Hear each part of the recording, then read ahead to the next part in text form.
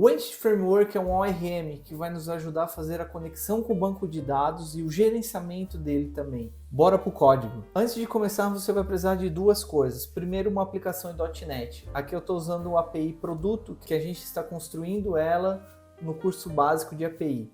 E o outro é o SQL Server rodando em sua máquina, pois nós vamos utilizar o banco de dados SQL Server. Se você não sabe como configurar o SQL Server, tem um vídeo aqui no canal de como configurar um banco de dados usando o Docker. Vai passar aqui no card e vai estar na descrição do vídeo também o link do mesmo. Bom, a primeira coisa que nós precisamos fazer é adicionar os pacotes do Entity Framework.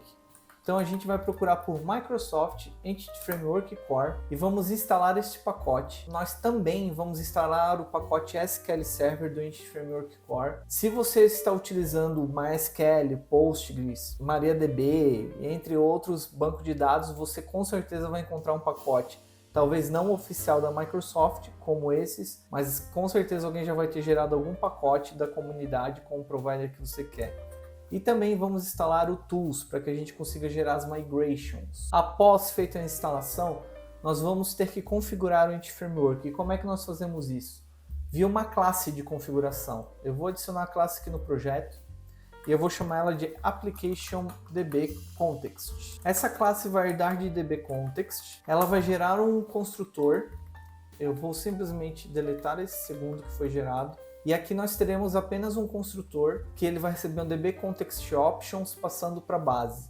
É apenas isso que você precisa para que o Entity Framework entenda, ok, tem uma conexão com o banco de dados aqui. A segunda coisa é adicionar o Entity Framework na pipeline de .NET. Então a gente vai fazer isso com build services, add DBContext, passando a nossa classe como parâmetro e vamos passar um option aqui. No option nós vamos dizer que nós queremos usar o SQL Server e aqui nós precisamos passar a conexão do banco de dados. Como é que nós vamos fazer isso?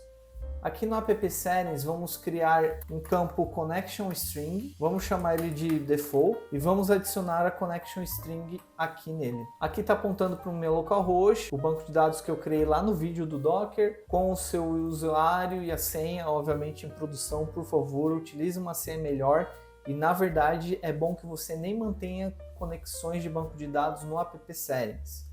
A Microsoft tem uma documentação para isso, eu vou deixar na descrição. E aqui a gente vai pegar a connection string com builder.configuration.getConnectionString e passando o default. Por isso que nós criamos ela dentro do connection strings, para que a gente possa usar o .getString. A partir deste momento, o Entity Framework está conectado com o banco de dados. Se você inicializar a aplicação, tudo vai estar funcionando. Só que tem um problema. Como é que ele sabe que a tabela X do banco de dados precisa ser mapeada para a classe Y do nosso código? E é isso que nós vamos configurar agora. Essa API tem uma classe produto, onde ela tem um ID, um nome e o valor, sendo esse ID a chave primária dessa tabela. Vamos configurar esse depara no Entity Framework. Nós podemos fazer isso de várias maneiras. A maneira mais simples é fazendo o override do método onModelCreate. Bom, como você pode ver aqui, nós configuramos 4 linhas para que o Entity Framework consiga mapear essa tabela à nossa classe. A primeira é, nós estamos falando que a entidade de produto vai ser mapeada a partir da tabela produto do nosso banco de dados. Nós também estamos falando para o Entity Framework que o campo ID é a primary key dessa tabela. Automaticamente o Entity Framework já não vai deixar a gente adicionar um produto com o mesmo ID na tabela. Nós estamos falando que o campo nome tem que ter no máximo 200 caracteres, ele é um campo obrigatório, ou seja, not null no banco de dados, e a propriedade de valor é um campo obrigatório. O Entity Framework já vai olhar esse float, essa string, esse guide, já vai saber o que ele tem que mapear do tipo da classe para o tipo do banco de dados. Isso já é uma mão na roda absurda para nós. Bom, a partir desse momento, agora o Entity Framework sabe como fazer isso. Então nós vamos adicionar nossas migrations, para que o Entity Framework gerencie a criação da tabela com os campos e com as configurações para nós. Para adicionar essas migrations eu vou utilizar a linha de comando, então você pode usar Windows, Mac ou Linux para fazer isso. É um comando muito simples, a gente vai digitar .NET, EF Migrations, ADD e nós vamos dar um nome para essa migração. Seria a mesma coisa que o nome do commit do Git. Se você não sabe o que é um commit no Git, tem um vídeo aqui em algum lugar do canal explicando as coisas básicas do Git para você. Então aqui eu vou dizer script inicial e vou dar um enter nesse processo. A partir deste momento o Entity Framework gerou a migration para nós. Vamos dar uma olhadinha lá no projeto, na pastinha Migrations. Quando nós executamos aquele comando, a gente gerou uma pastinha chamada Migrations. Então, como você pode ver, o Entity Framework criou um script aqui, que ele vai conseguir fazer o Create Table, Produto. Aqui ele colocou todas as configurações que a gente adicionou lá no Model Create e também o script de rollback. E como é que nós aplicamos essa migration no banco de dados? É muito simples. Vamos voltar lá para a linha de comando. Simplesmente você vai dizer .NET EF Database Update. E o Entity Framework já vai ter toda a inteligência para dizer o seguinte: qual que é a migration que eu preciso aplicar no banco de dados. Ele vai saber se é essa, se você adicionou 3 ou 4 migrations e ele vai adicionar essas 4. Então ele tem uma inteligência absurda por trás. E aqui você pode ver o output das queries que ele executou no banco de dados. Vamos dar uma olhadinha lá no banco de dados como é que ficou essas tabelas. Aqui, como você pode ver, o nome do banco de dados, Docker Tutorial, que era o que eu já tinha criado antes. E aqui ele criou a tabela produto e ele criou a tabela EF History Migrations. Nessa tabela ele vai sempre adicionar qual foi a migration que ele aplicou. Então é assim basicamente que ele controla qual migration ele precisa aplicar. E a tabela produto foi criada com o nosso ID, nome e valor. E se a gente for ver aqui nas constraints, a gente vai verificar algumas coisas. Se a gente abrir a nossa aqui, a gente vê que o PK produto foi criado. E que a nossa coluna ID é o PK da tabela. Como nós dissemos, o nome é um nvarchar de 200, not null. E o valor é um valor real, por causa que nós usamos o float lá na classe. E é not null também. Agora vem a parte boa. Como é que nós usamos o Entity Framework para efetivamente efetuar as operações do banco de dados? Então é muito simples. Essa API aqui está usando um banco de dados em memória.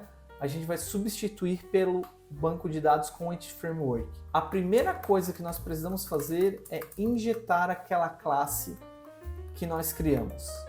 A segunda coisa é, para que o Entity Framework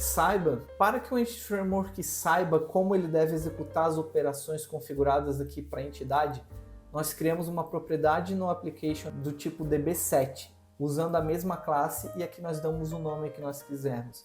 Então, se você tiver 20 tabelas mapeadas no Entity Framework, você provavelmente vai ter 20 db7s com classes diferentes e com nomes diferentes. Então, se nós virmos aqui agora, nós em vez de no get pegar a lista do banco de dados em memória, nós vamos usar o dbcontext.produtos.tolist. Automaticamente o Entity Framework vai fazer um select all lá na nossa tabela. Para criar nesse endpoint, a gente precisa fazer duas coisas. Primeiro é dbcontext.produto add passando a classe produto. Neste momento nós temos uma transação aberta, então o Entity Framework já aplica o princípio de IUnitWork. Aqui nós fazemos o commit dessa transaction e substituímos por aqui. Eu vou rodar essa API e vamos ver o que acontece. Eu tenho preparado aqui da solicitação do GET e a solicitação do POST. Se nós enviarmos um GET, o Entity Framework não vai trazer nada, vai trazer um array vazio, porque na nossa base de dados não existe nada. Eu vou tirar esse ID para que a classe gere um ID para cada produto. E também agora eu vou enviar uma solicitação. Eu vou enviar uma vez, 2 vezes. Vamos ver o que aconteceu lá na nossa base de dados. Agora que nós estamos aqui com o Azure Data Studio aberto, vamos fazer um select novo nessa tabela. Como nós podemos ver, o Entity Framework gravou essas 2 solicitações do nosso banco de dados. Então o Entity Framework por debaixo dos panos está gerando as queries, os inserts, os selects, os updates para nós via link, e isso é muito bom, só que você precisa ter um cuidado muito grande aqui. Não necessariamente ele está gerando as queries mais otimizadas. Apesar que nessas versões o Entity Framework já está muito melhor, isso ainda não te exime de olhar os logs e ver o que ele está gerando. Talvez não seja a melhor query. Voltando aqui para a nossa API, vamos adicionar um endpoint para buscar via ID o produto. Então eu vou copiar esse endpoint aqui. Vou adicionar um parâmetro path, que a gente vai chamar de ID. E aqui, em vez de toList, eu vou fazer um first or default. aonde o campo ID vai ser igual ao ID passado. E aqui ele vai retornar um produto. Aqui vamos criar uma nova chamada. Aqui nós vamos passar um ID qualquer. Eu vou pegar o ID que ele gerou no banco de dados. Então esse ID existe no banco de dados e vou enviar uma solicitação. Ele está trazendo o ID correto. Se eu passar um ID aqui que não existe, ele retornou nulo. Então, como você pode ver, o Entity Framework está gerando as queries que nós precisamos por debaixo dos panos. E é isso. Para você usar o Entity Framework, é só isso. Eu espero que você tenha curtido esse vídeo. Não esquece de compartilhar e de dar like. Isso ajuda muito o canal e que Deus te abençoe.